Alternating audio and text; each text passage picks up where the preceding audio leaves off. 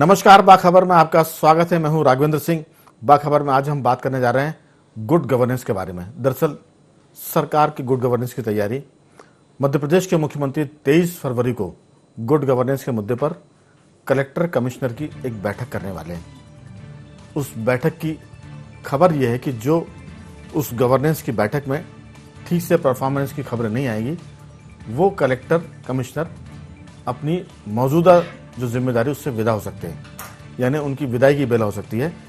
इस खबर की धमक ये कि कलेक्टर और कमिश्नर इस बात में जुट गए कि वो कितनी चीज़ों को सुलझा रहे हैं, कितने विवादों को निपटा रहे हैं और कितनी शिकायतों का निराकरण कर रहे हैं। तो हम कह सकते हैं कि गुड गवर्नेंस की धमक मुख्यमंत्री शिवराज सिंह चौहान, जो पिछले कई सालों से अधिकारियों को चेतावनी देते हैं, अधिकारियों को सतर्क करते हैं, अब उसका असर ये हुआ कि बैठक 23 फरवरी को है और गुड गवर्नेंस की तैयारी में जुट गए हैं सारे कमिश्नर और कलेक्टर।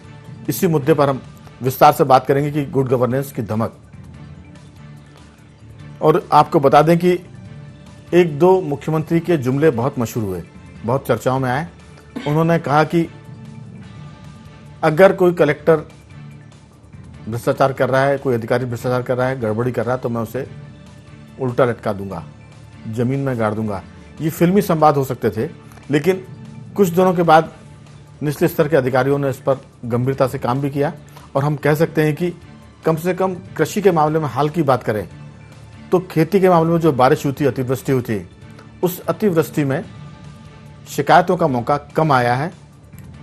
तहसीलदार, पटवारियों ने काम ठीक किया ऐसा लगता है, क्योंकि किसान इस बात से संतुष्ट थे कि उनकी आनावारी और नुकसान की चीज़ें जो घटित हुआ है उसी पर हुई है। तो महत्वपूर्ण मुद्दा है, इस पर हम बात करेंगे। स्टूडियो हमारे साथ चर्चा के लिए मौजूद है हमारे पत्रकार साथी गौरव चतुर्वेदी जी, और स्काइप पे हमारे साथ रहेंगे सुरेश शर्मा जी, और टेलीफोन लाइन पर रहेंगे वरिष्ठ पत्रकार चैतन्य भट्टी जी। आप सभी का बहुत बहुत स्वागत है। सुरेश शर्मा जी, मेरी आवाज सुन पा रहे हैं? शर्मा जी से संपर्क करने की कोशिश कर रहे हैं, लेकिन उसके पहले गौरव जी, दरअसल गुड गवर्नेंस की बात हर सरकार करती है। मुझे नहीं लगता कि कोई भी सरकार कहेगी कि हम अच्छा शासन नहीं देंगे। अलग बात है कि वो दे ना पाए। मुख्यमंत्री शिवराज सिंह चौहान या बीजेपी पिछले चुनाव इसी मुद्दे पर लड़ी थी, गुड गवर्नेंस, और अब चुनाव आने वाले हैं 2 साल बाद, 1.5 साल बाद। आपको लगता है कि जो सरकार कसावट कर रही है, इसके असर दिखना शुरू होंगे? राघवेंद्र जी, गुड गवर्नेंस की बात कोई पहली बार हो रही हो ऐसा नहीं है। 17 साल में मुख्यमंत्री शिवराज सिंह चौहान ने कई बार गुड गवर्नेंस को लेकर के अपनी बात कही है। उन्होंने प्रयास किए भी, सुधार भी किए, लेकिन जो आम जनता को उसका लाभ मिलना चाहिए वो नहीं मिला। और उसके पीछे जो प्रमुख कारण है, एक सबसे बड़ा कारण मैं जो मान रहा हूँ, प्रशासनिक और राजनीतिक जो समन्वय, सामंजस्य और तालमेल होना चाहिए था, वो एक खत्म होता जा रहा है। दूसरी बात, जो शिकायतें निचले स्तर से ऊपर तक आ रही हैं, उन पर कार्रवाई का जो अनुपात है वो पहले के मुकाबले बहुत कम हो गया है। और इस कारण प्रशासनिक अमले में भ्रष्टाचार, लेट लातीली और काम को टालने की जो प्रवृत्ति वहां बन गई है, उससे आम जनता बड़ी पीड़ित हो रही है। बिल्कुल कह सकते हैं कि ये भी एक पक्ष है जो आप बता रहे हैं, और इसी को सुधारने की हमें लगता है जरूरत भी है। सुरेश जी, दरअसल 23 फरवरी को गुड गवर्नेंस के मुद्दे पर कमिश्नर कलेक्टर की सीएम के साथ बातचीत है, बैठक है, और उसके चलते जो खबरें लीक हुई हैं या जो खबरें कलेक्टर तक पहुंची है, हर कलेक्टर कमिश्नर अपने परफॉर्मेंस को सुधारने में जुट गया है। हम इसे कह सकते हैं कि ये मुख्यमंत्री की लगातार वो चेतावनियों का असर हो सकता है, जो वो कहते आते हैं कि अगर आप काम ठीक से नहीं करेंगे तो मैं ठीक कर दूंगा, कोई अगर गरीब का पैसा खाएगा तो मैं उसे छोड़ूंगा नहीं, उल्टा लटका दूंगा, जमीन में गाड़ दूंगा, जो भी जुमले हैं। हमें लगता है कि अब ये उसका असर है कि 23 को बैठक है और इसकी तैयारियों में जुट गए कलेक्टर कमिश्नर अभी से, क्योंकि सबको पता है कि हो सकता है कि 2, 4, 5 कलेक्टरों के तबादले कर दिए जाए, हटा दिया जाए, या उनको सीधे लाइव बातचीत में अपमानित होना पड़े या डांट सहनी पड़े। ये सब बातें आप इसको किस ढंग से देखते हैं? देखिए राघवेंद्र जी, एक बात इसमें मानने की है, और मुझे लगता है ये मानना चाहिए कि प्रशासनिक ऑडिट जब तक नहीं होगा, वर्क ऑर्डर नहीं, ऑडिट नहीं होगा, तब तक जो है जिम्मेदारियों के लिए धमकियां काम नहीं आएंगी। मुख्यमंत्री जी निश्चित रूप से गुड गवर्नेंस करना चाहते हैं, वे चाहते हैं कि अच्छा काम हो, तो ये काम चीफ सेक्रेटरी को करना पड़ेगा। और चीफ सेक्रेटरी पूर्णतया लगभग मौन जैसे दिखाई देते हैं। अब वो कठोर हैं, कितना काम कर रहे हैं, कितना आउटपुट ला पा रहे हैं, इसके बावजूद मुख्यमंत्री जी को बार बार धमकी देना पड़ रही है, धमकाना पड़ रहा है, तो इसे प्रशासनिक दृष्टि से कोई अच्छा नहीं माना जा सकता। दूसरी बात यह है कि जो 23 तारीख की बैठक के लिए और आज से कलेक्टर और ये अधिकारी वर्ग काम करने लग गए हैं, तो मुझे लगता है कि किसी फैशन शो में जाने से पहले ब्यूटी पार्लर में जाने का जो रिवाज है ना, ठीक बात, वो ब्यूटी पार्लर में जा रहे हैं ताकि मुख्यमंत्री जी के सामने अच्छा फेस दिखाया जा सके। तीसरी बात जो मैं महसूस करता हूं, मेरा लेकिन मैं इसमें बीच में एक चीज जोड़ने की अनुमति मांग रहा हूं आपसे कि एक गांव में देशी कहावत है, हम सब गांव से आते हैं, दाई से पेट नहीं छिपता है। मुख्यमंत्री से कोई चीज छिपती नहीं है, नहीं, उनको सब मालूम, लेकिन हम सब मीडिया के जो लोग हैं उनका एक दायित्व ये बनता है कि आईना दिखाएं जी। तो मैं आईना दिखाने के एंगल से तीसरी बात बोल रहा था, वो ये है कि आप कलेक्टर के चेहरे को ब्यूटी पार्लर से ला करके देख लीजिए, लेकिन एसडीएम का जो व्यवहार है वो इतना आपत्तिजनक है। मध्य प्रदेश में कम से कम 1 दर्जन से अधिक एसडीएम अभी मेरे संज्ञान में आए हैं, जिन्होंने मुझे ये कहा है कि एसडीएम साहब या तो पैसा मांग रहे हैं या एसडीएम साहब काम को इसलिए टाल रहे हैं क्योंकि उनका काम नहीं बन रहा, उनकी मानसिकता नहीं है, वो मूड में नहीं है काम करने के लिए। नामांतरण का मामला हो, प्रकरण दर्ज होने हो, रिपोर्ट तक लेने में एसडीएम देरियां कर रहे हैं। तो मुझे कम से कम 1 दर्जन एसडीएम की जानकारी मुझे 15 दिन में आई है जी। मैं फिर आपसे एक निवेदन करूं, तो आपकी सब बातें फीडबैक के तौर पर जरूर प्रशासन के पास जा रही होंगी, क्योंकि आपने कहा कि हमको आईना दिखाना चाहिए जी। पत्रकार यूनियन की दृष्टि से जब हम काम करते हैं तो मुझे 15 लोगों के ऐसे संदेश आए कि साहब हमने एक जमीन खरीदी थी, उसकी रजिस्ट्री हमारे नाम हो गई, हम नामांतरण करने के लिए एसडीएम के पास गए तो वो तारीख पे तारीख दे रहे हैं, वो कह रहे हैं कि नहीं वो तो बैंक का ये देखेंगे तो उसका देखेंगे। ये इस तरह की बातें जब आ रही हैं तो ये समझ में आता है कि चाहे मुख्यमंत्री जी धमकाते रहें, चाहे कलेक्टर साहब ब्यूटी पार्लर में जाते रहे, उनके एसडीएम, एक तो बड़ी बात यह है कि एक एसडीएम महोदय का तो ये मालूम चला कि उनको सबने फोन कर दिया, उसके बाद भी वो कह रहे हैं कि नहीं मैं तो नहीं करूंगा इस काम को। क्यों नहीं करेंगे? क्योंकि वसूली का अभियान उनके माध्यम से उन तक पहुंचता है, ये मैं बहुत स्पष्ट कह रहा हूं जी। यदि प्रशासन इस बात को संज्ञान लेता है तो मुझसे फोन पे बात कर ले, मैं उनको उसका नाम बता दूंगा। बिल्कुल, चलिए। ये परिस्थितियां यदि ये परिस्थितियां हैं प्रशासनिक व्यवस्था की, तो स्वराज और सुराज में जो है बड़ा अंतर हो जाएगा। आप चाहें तो उसका नाम भी ले सकते हैं और चाहें तो फोन पे बता भी सकते हैं, कोई पूछे आपसे। लेकिन एक चीज मैं जरूर उसमें जोड़ूंगा, पिछले दिनों अतिवृष्टि हुई थी, ओले भी पड़ गए थे, और उस समय सरकार ने जो काम किया, चूंकि मेरा वास्ता भी देहात से है, खेती बाड़ी से है, तो पिछली बार जो दिक्कतें आती थी कई बार कि जो नुकसानी होती, जो आनावारी होती, उसमें बहुत घपले होते थे, तो कई बार जो स्थितियां होती हैं उसमें दिक्कत आती है। अब इसमें थोड़ी सी गिरावट आई है और शिकायतें आना कम हुई है कि सब हमारा नुकसान ज्यादा हुआ था, लिखा कम ये है। राघवेंद्र जी एक लाइन बोलना चाहता हूं, ये बात बिल्कुल सही है, क्योंकि ये पॉलिटिकल बिंदु है। ये विपक्ष जो है आंख गड़ा के बैठा है, मुख्यमंत्री जी तलवार लेकर के बैठे हैं, इसलिए आनावारी में कोई गड़बड़ नहीं हो रही। लेकिन आनावारी तो एक किसानों से जुड़ा मामला है, क्योंकि किसान राष्ट्रीय मुद्दा है इस समय। लेकिन जो जनता से जुड़े मुद्दे हैं, उन जनता के जुड़े मुद्दों में यदि इतनी सतर्कता आ जाए तो बेहतर होगा। बिल्कुल, आपने ठीक कहा कि जो नामांतरण है उसमें भी दिक्कत होती है, और उसके लिए बहुत ही जो शिकायतें आप बता रहे हैं, इससे भी ज्यादा की स्थितियां मैं बातचीत में उसका और जिक्र करूंगा। हमारे साथ टेलीफोन लाइन पर चैतन्य भट्टी जी भी हैं। चैतन्य भट्टी जी, बहुत बहुत स्वागत है आपका। नमस्कार राघवेंद्र। हालात खराब है, इसमें कोई शक नहीं, गवर्नेंस ठीक से नहीं है, तभी तो सुधार की बातें हो रही है और बैठ के होती हैं। मुख्यमंत्री ने जो 23 फरवरी को बैठक बुलाई है, उसके पीछे की बात यह है चर्चा की कि जो कलेक्टर काम ठीक से नहीं कर रहे होंगे, जिनके बारे में शिकायतें आएंगी, तो उनकी बातचीत के दौरान भी खिंचाई होगी, फटकार लगेगी, डटाई हो सकती है, और उसके बाद उनका तबादला भी या उनका जिम्मेदारी बदल सकती है। इस खबर के चलते गवर्नेंस में जुटे कमिश्नर और कलेक्टर, जैसा कि सुरेश शर्मा जी कह रहे हैं कि वो मेकअप करने चले गए हैं, चीज़ों को सुधार के पेश कर रहे हैं, लेकिन दाई से पेट नहीं छिपता है। मुख्यमंत्री जनता से भी जुड़े हैं, चैम्बर की पॉलिटिक्स के साथ साथ वो पब्लिक की पॉलिटिक्स भी करते हैं, ग्राउंड जीरो पर भी रहते हैं। तो हमें लगता है कि जो मेकअप कर रहे हैं, जो अपने आप को सुधार के सरकार को बताने की कोशिश कर रहे होंगे अधिकारी कि साहब हम बेहतर काम कर रहे हैं, शिकायतों का निराकरण भी हो रहा है, नामांतरण भी हो रहे हैं, और दाखिल खारिज जो होते हैं उस पर नाम भी चढ़ रहे हैं, ये बहुत सारी देहात की बातें, शहरों की बातें, डेवलपमेंट की है, गंदगी की है, सफाई की है, आपकी राय? देखिए राघवन जी, जो अभी शर्मा जी ने कहा वो बिल्कुल सही कहा है कि आप ऐसे डरा धमका के कितने दिनों तक अच्छा काम करवा लेंगे। एक व्यवस्था होती है प्रशासनिक कि हम किसी भी व्यक्ति की अगर शिकायत आती है तो उसका निराकरण करें। कलेक्टर तो ठीक है, अपनी जगह है, कलेक्टर कमिश्नर से आप कॉन्फ्रेंस कर रहे हैं, उनको बोल भी रहे हैं कि आपने ठीक काम नहीं किया, लेकिन निचले स्तर पे जो स्थितियां हैं, जैसा कि एसडीएम के बारे में बताया या तहसीलदार के बारे में बताया या पटवारी के बारे में बताया, मैं आपको अपना उदाहरण देता हूँ जी। अपने मकान का खतरे में नाम चढ़वाने के लिए मैं 1 साल से अप्लाई किए हुए हूँ। 2 बार कलेक्टर तहसीलदार को कह चुका था, उसके बाद भी काम नहीं। जब तीसरी बार भी हमने जब कलेक्टर से कहा तो उन्होंने उसको जब डांटा, तब जाके P1 में नाम चढ़ा, अभी भी P2 में नाम नहीं चढ़ा। तो ये स्थितियां जो हैं, ये कलेक्टर कमिश्नर को डांटने से कुछ नहीं होने वाला। निचले स्तर पे जो भ्रष्टाचार है उसको आप जब तक नहीं देखोगे, जब तक आप उसको दूर नहीं करोगे, मुख्यमंत्री को तो पटवारियों से बात करना चाहिए, एसडीएम से बात करना चाहिए, तहसीलदार से बात करना चाहिए। लेकिन आपकी शिकायत कहाँ तक ठीक होगा कि सीएम पटवारी से बात करे, एसडीएम से बात करे? इसके लिए तो सिस्टम है ना, कमिश्नर, चीफ सेक्रेटरी है, प्रिंसिपल सेक्रेटरी है, कलेक्टर है, कमिश्नर है, कलेक्टर है, इतने नीचे तो मेरे ख्याल से प्रैक्टिकली पॉसिबल नहीं है। कलेक्टर की भी सुन कौन रहा? अब मैं आपको खुद ही बता रहा हूँ अपना उदाहरण की बात का। जब कलेक्टर ने वो कलेक्टरों की सुने, इसलिए तो बैठ के हो रही है।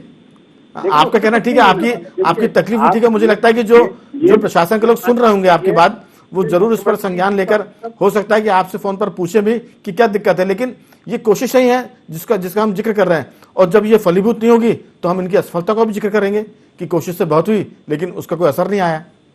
जी, आपका सवाल पूरा हो गया? जी, सवाल नहीं, मेरी तो बात थी। तो बोल रहा हूँ कि आपका अगर सवाल पूरा हो गया तो फिर मैं बोलूँ। जी, देखिए, सवाल इस बात का है कि आप कितनी बार इस तरह के धमकी दे चुके हैं मुख्यमंत्री जी। मुख्यमंत्री जी कोई पहली बार तो धमकी दे नहीं रहे, वो तो उल्टा टांगने की भी बात कर चुके हैं, गाड़ने की भी बात कर चुके हैं, लोगों को डांट भी चुके हैं। उसके बाद भी व्यवस्था में कोई सुधार तो हुआ नहीं। अब आप फिर से 23 तारीख को, पहले भी कलेक्टर कमिश्नर की जो बात हुई है, पहले भी उन्होंने मीटिंग ली, एसपी को भी डांटा, इसको हटाया, उसको हटाया, लेकिन इससे कोई फर्क पड़ने वाला नहीं है।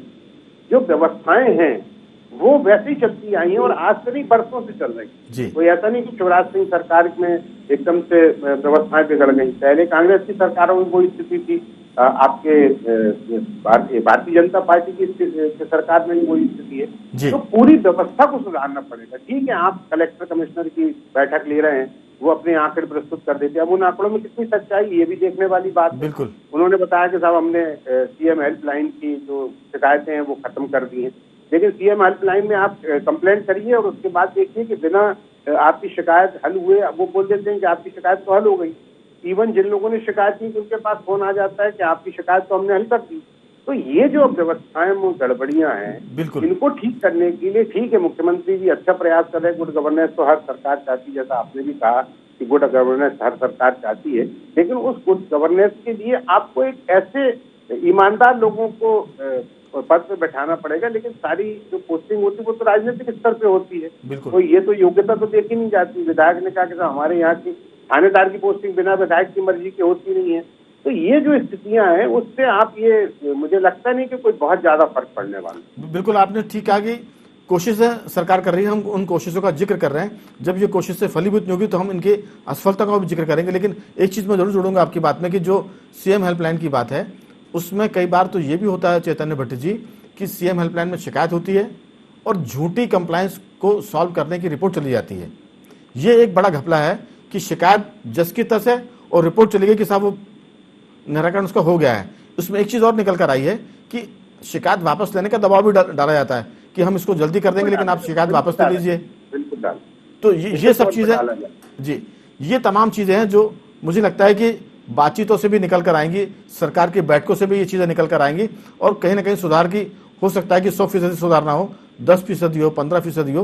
तो ये कोशिश जो हो रही है अभी हम उसका जिक्र कर रहे हैं। जब ये कोशिशें ठीक से पूरी नहीं पाएंगे उसका भी जिक्र करेंगे। गौरव जी, बात यह है कि जैसा सुरेश जी कह रहे हैं कि 10 दिन पहले मेकअप कर रहे हैं अपने आप को बचाने के लिए, अपने प्रशासन को सुंदर बनाने के लिए कलेक्टर कमिश्नर, ये मेकअप उसके सामने तो चल जाएगा जो उनके असली चेहरे को नहीं जानता होगा। अब अगर सीएम गवर्नेंस पर बैठक कर रहे हैं, वो धमकियां दे रहे हैं, चेतावनी दे रहे हैं, इसका मतलब कि उनको पता है कि ये मेकअप कर रहे हैं, असलियत कुछ और है। सड़क खराब है, सिर्फ उसकी मरम्मत में तारकोल यानी डामर चिपका दिया गया, लपेट दिया गया है। तो अब हम जो बात कर रहे हैं वो ये कि उनकी बैठक का इतना तो कम से कम असर हो रहा है कि लोग मेकअप करने जुट गए हैं। पहले तो बहुत बेशर्मी थी, लोग बिना मेकअप के चले आते थे, अब मेकअप करके आ रहे हैं। शायद आपकी बातचीत सुनकर, भट्टी जी की बात सुनकर उस पर भी कुछ बात हो जाए, आपकी राय।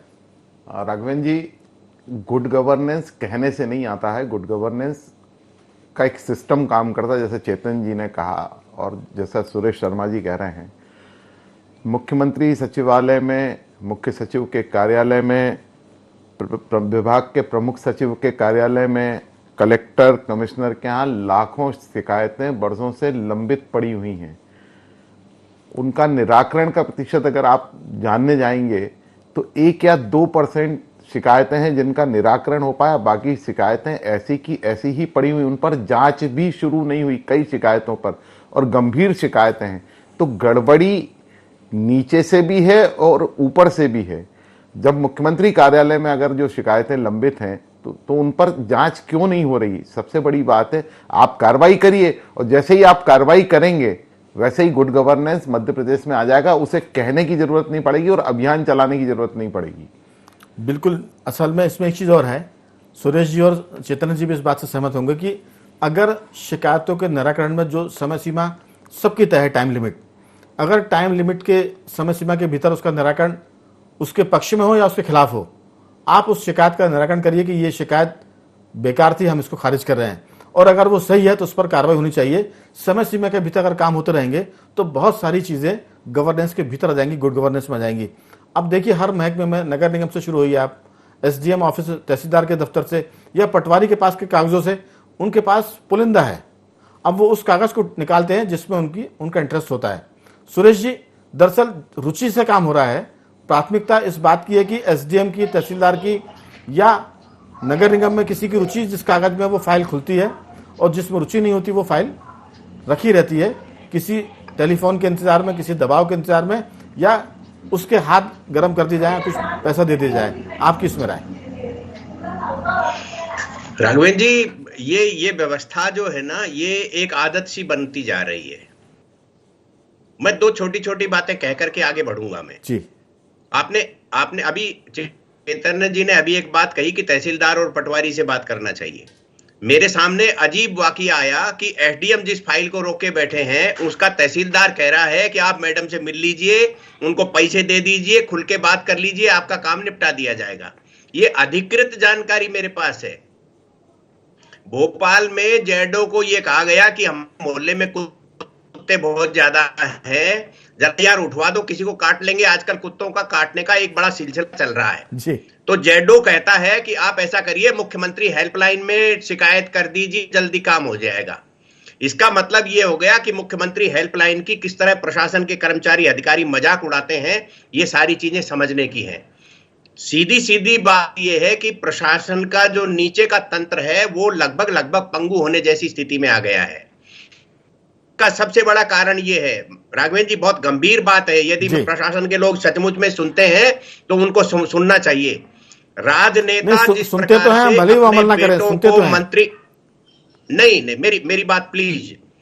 राजनेता अपने बेटों को मुख्यमंत्री, विधायक या मंत्री बनाने के लिए प्रयास करते हैं। प्रशासनिक अधिकारी भी अपने बेटों को कलेक्टर बनाने का प्रयास कर रहे हैं। जहां ऐसी प्रशासनिक व्यवस्था हो जाएगी, आप समझ लीजिए व्यवस्थाएं छिन्न भिन्न होने के करीब पहुंच चुकी हैं। तो जहां प्रशासनिक तंत्र अपने बेटों के लिए काम करने लग जाएगा, तब आप समझ लीजिए कि व्यवस्था बहुत गड़बड़ा रही है। तो अब मुझे लगता है कि मुख्यमंत्री जी को निश्चित रूप से आसपास देख करके और कठोर कार्रवाई की ओर जाना चाहिए, क्योंकि आपने जैसा कहा कि मुख्यमंत्री जी जनता के बीच जाने वाले, ग्राउंड जीरो पर काम करने वाले मुख्यमंत्री हैं।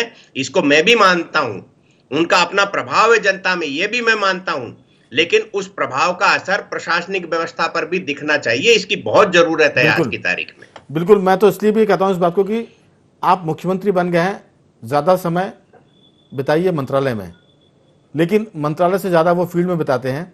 तो इसमें 2 चीजें हो सकती है कि एक तो रुचि उनकी फील्ड की, हर आदमी का अपना स्वभाव होता है, हर आदमी की रुचि होती है। तो शिवराज सिंह चौहान की दिलचस्पी मंत्रालय में बैठने के साथ साथ फील्ड में रहने की ज्यादा होती है, तो मंत्रालय से ज्यादा वो फील्ड में दिखते हैं। चैतन्य जी, आपने जो बात की कि नामांतरण नहीं होते हैं, यही तो बात सबसे खास है कि इसी को सुधारने की जरूरत है। और ये जो चर्चा है, मुझे लगता है कि ये चर्चा गुड गवर्नेंस की दिशा में मदद करने वाली होगी। आपके जो विचार हैं वो सरकार को जगाने वाले होंगे और सरकार के कान खोलने वाले होंगे कि यहां आप काम करिए, जनता से बात करिए और जनता से जो फीडबैक आता है उस पर कठोरता से कार्रवाई करिए। किसानों की जहां तक बात है, हर एक का फोकस किसानों पर है। मुख्यमंत्री शिवराज सिंह का फोकस भी किसानों पर पहले से बहुत ज्यादा रहा है, तो मुझे लगता है कि खेती के मामले में उनका फोकस ज्यादा और वहां से शिकायतें पहले की तुलना में आना कम हुई है, इस बात को मानना पड़ेगा। भट्ट जी, इशू है आज की तारीख में, हर पार्टी किसानों को अपने पक्ष में लाना चाहती है। बिल्कुल, इसलिए किसानों की समस्याओं को जल्दी हल कर दिया जाता है, उनके कर्जे माफ कर दिए जाते हैं, उनको अतिवृष्टि में या बाढ़ में मदद दे दी जाती है। लेकिन हर व्यक्ति तो किसान नहीं है ना, बिल्कुल, छोटा कर्मचारी है, सरकारी कर्मचारी है, रेहड़ी वाला है, छोटे छोटे लोग हैं, उनकी भी तो अपनी समस्याएं हैं ना।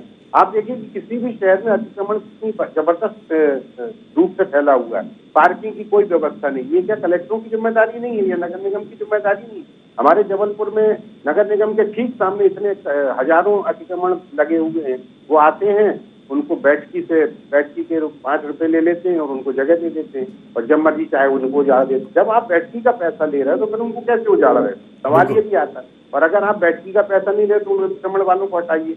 दूसरी बात, जो IAS और IPS अफसरों के बीच में एक बड़ी सबसे जो शोशेबाजी चलती है, वो होती है निर्देश। रोज आप अखबारों में पढ़ लीजिए कि आज कलेक्टर ने यहाँ का निरीक्षण किया और निर्देश दिए कि व्यवस्थाएं सुधार किया। बिल्कुल, उन निर्देशों का कहाँ तक पालन हुआ, ये फिर वो कलेक्टर नहीं देखता। रोज आप देख लीजिए, रोज किसी की अखबार की सुर्खियां सबसे पहले यही होती हैं। अखबार वालों को भी समाचारों की कमी रहती तो बड़ी बड़ी फोटो छाप देते हैं, कलेक्टर ने इस रोड की निरीक्षण किया और निर्देश दिए कि काम बहुत अच्छा होना चाहिए, लेकिन होता तो है नहीं। और कभी भी वो फिर देखने नहीं जाते। अगर एक हफ्ते बाद, अगर 3 दिन बाद, 4 दिन बाद, 5 दिन बाद अगर वो उस जगह से जाए, बिल्कुल भट्ट जी, बड़ी हुई है, हम सब आपकी इस बात से सहमत हैं, क्योंकि ये आप आम जनता की बात कर रहे हैं कि निर्देश तो होते हैं, लेकिन पलट के कोई देखता नहीं कि निर्देश का हश्र क्या हुआ, उसकी क्या हालत हुई है। जैसे आपने कहा कि रेहड़ी वाले को बैठाते हैं, पैसे लेते हैं और उसको घर का भी हटाते हैं। हटाने से पहले फिर उनका बंदोबस्त होना चाहिए कि उनका रोजी रोटी चलती रहे। तो ये तमाम चीजें मुझे लगता है कि बहुत जरूरी भी हैं। और जो चीज सुरेश जी कह रहे हैं, जो आप कह रहे हैं, ये बिल्कुल ग्राउंड जीरो की रिपोर्ट है। आप जो देख रहे हैं उसी को आप कह रहे हैं। और मुझे लगता है कि ये सब कलेक्टर, कमिश्नर जो सुनते भी होंगे या जो पॉलिटिशियन सुनते हैं, मंत्री, नेता, मुख्यमंत्री की ये बात जाएगी तो जरूर इस पर कार्रवाई होगी। हम 23 तारीख के बाद एक बार फिर इस मुद्दे पर बात करेंगे कि गुड गवर्नेंस के बाद जो निर्देश कलेक्टर जारी करते हैं, जो कमिश्नर कलेक्टर निर्देश जारी करते हैं, उसका होता क्या है। क्योंकि ये जाहिर सी बात है कि जरूर वो कागजी होते हैं बहुत सारे और उस पर कोई अमल नहीं होता है। समय की चूंकि तंगी है, मैं अंतिम टिप्पणी के लिए गौरव जी आपके पास आ रहा हूं कि आपका इसमें टोटल जो कंक्लूड है वो किस ढंग से आप कर रहे हैं, 2-3 वाक्यों में। राघवेंद्र जी, सबसे पहले तो एक प्रशासनिक अमला की कमी है, उसे बढ़ाए जाने की आवश्यकता है। दूसरा, जो शिकायतें हर स्तर पर, जिस स्तर की भी शिकायत हो, चाहे पटवारी की हो, कलेक्टर की हो, प्रमुख सचिव, मुख्य सचिव की हो, उनका त्वरित निराकरण किया जाए और जेन्युइन निराकरण किया जाए, समय सीमा के भीतर हो कम से कम। और तीसरा, जो सबसे बड़ा कारण जो बन रहा है, राजनीतिक सामंजस्य बिठाला जाए। क्योंकि कई बार क्षेत्र की जनप्रतिनिधियों के काम जब अफसर नहीं करते हैं या पटवारी नहीं करते हैं और उनकी शिकायतें होती और वो वापस वहीं के वहीं बने रहते हैं, तब आम जनता को ये महसूस होता है कि हमारा जनप्रतिनिधि फेल हो रहा है। बिल्कुल। तो इसे बनाए रखने के लिए सबसे बड़ी आवश्यकता है, इन 3 चीजों पर बहुत काम करना जरूरी है। तो कुल मिलाकर गुड गवर्नेंस की बात के साथ साथ अमल करने की जरूरत है। 23 तारीख के बाद हम फिर इस मुद्दे पर बातचीत करेंगे। तीनों मेहमानों का मैं धन्यवाद करता हूं। भट्ट जी, आपका बहुत बहुत साधुवाद। सुरेश शर्मा जी, आपका बहुत बहुत धन्यवाद। गौरव जी, आपका भी बहुत बहुत धन्यवाद। तो बाखबर में आज सिर्फ इतना ही। कल किसी और मुद्दे पर आपसे बात करेंगे। तब तक बने रहिए हमारे साथ और देखते रहिए IND24।